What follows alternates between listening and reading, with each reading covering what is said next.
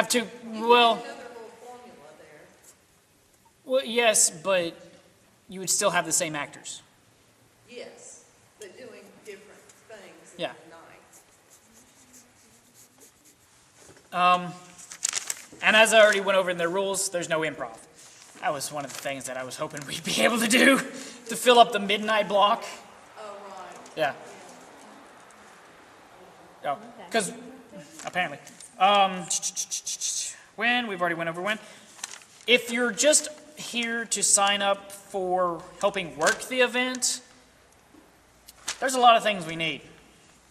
Because in working the event, we're going to need ticket sales to sell the tickets. We're going to need promotions, a promotion sales team. We are going to need people for tech. Question? The audience has to be different for each block or for each For every ticket. 4 hours, they have to be different. So is there a number that have to be in the audience for it to count as an audience? It just said an audience has to be present. Okay. One person can be an audience. I guess that depends on. But that one person won't count for the first 4 hours. Yeah. After that 4 hours, you better hope somebody else comes in. Okay, I guess. I mean, we'll have to- that- We can make a schedule and have at least one person, yes, at least one person that's gonna come in for each 4 hours. So you know you're gonna have at least one person there. Yeah. Yeah. But the thing is, though, you're going to have to. Wait now. I don't exactly know how they can govern our audience, just for the simple fact that we're not going to be videotaping our audience. How do they know if people came and went in our audience unless they have an adjudicator there? If they have an adjudicator there, then yes. But if Sales and maybe. Ticket they sales, to fill yeah. out have a their- timestamp on it, well, And different. Possibly. Maybe sign their name if they bought a ticket. Sign their name when they. well, what I was going to do with, I guess it's something I did not go over. With the block schedule that I had, it was people would pay tickets for the morning show, the lunch show, and the dinner show. The rest of that random whatever would be open to the public and donations. I'll go with the signing sheet for audience then. Just having them sign in. Yeah. But the thing is, though, if you went down, that'd be something that would be kind of awkward to do. Is if they did sign in, I guess you would have them sign out.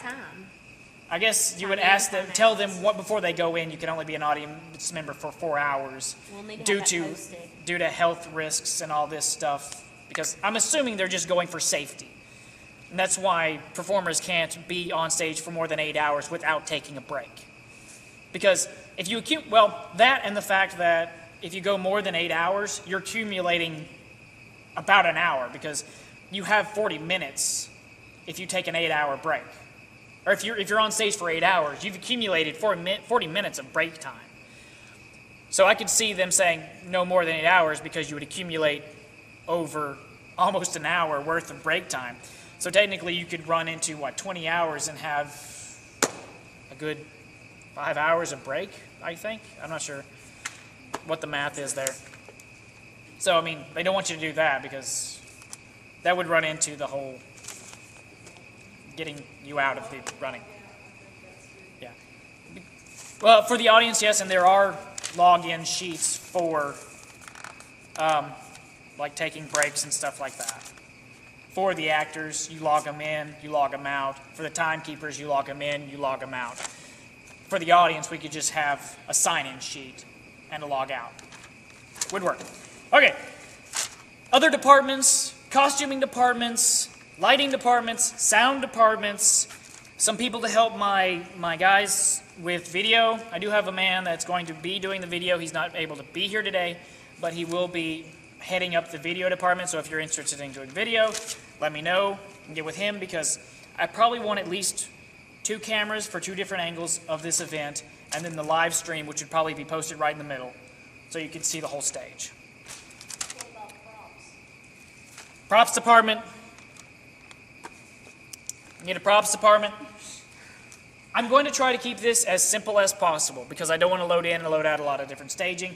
What we're going to do with staging is have a general stage, not necessarily off the wall, just what you see pretty much in any play you go to is just general. I mean, you could switch around the furniture, it's a different house. That's what I'm wanting to do. So, prop-wise, on the decor, we're going to keep it toned down.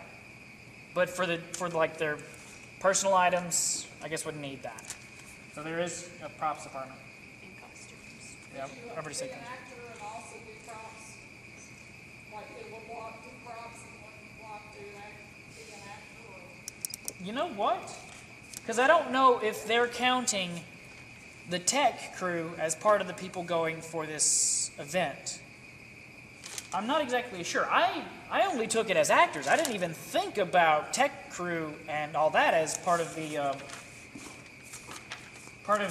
record keepers, like the people going for the record. I didn't even think about the tech crew. That's one thing I'll bring up to them. Tech and props. I don't know. That's one thing that'll inquiry about. People who are interested in being stage managers. I'm going to need people that want to be stage managers. And all that random other stuff. Ticket sales, the movement of the plays. Okay, I think that about covers me on talking about this.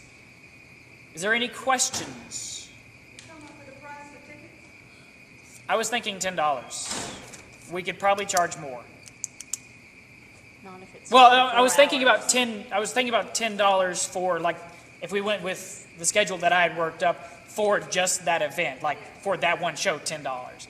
If we went for, say, they bought a 72-hour pass, then, you know, $75 or something like that. I don't know. The audience has to be different every 4 hours or something like that.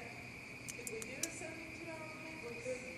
We couldn't, could we? Well, they're An event pass where they could come and go. well, a 72-hour event pass, then let's put it that way, because I'm saying they're buying the ticket for the main events, the luncheon show, the breakfast show, and the evening show. That's what they're buying. That if we went with this, the one that I've already mocked up, that event schedule, that's what I'm saying is the 72-hour pass, because everything else is donation. So they're buying a pass just to show it to you, walk in to the luncheon show, the breakfast show, or whatever, without actually buying another ticket from you. That's what I'm saying.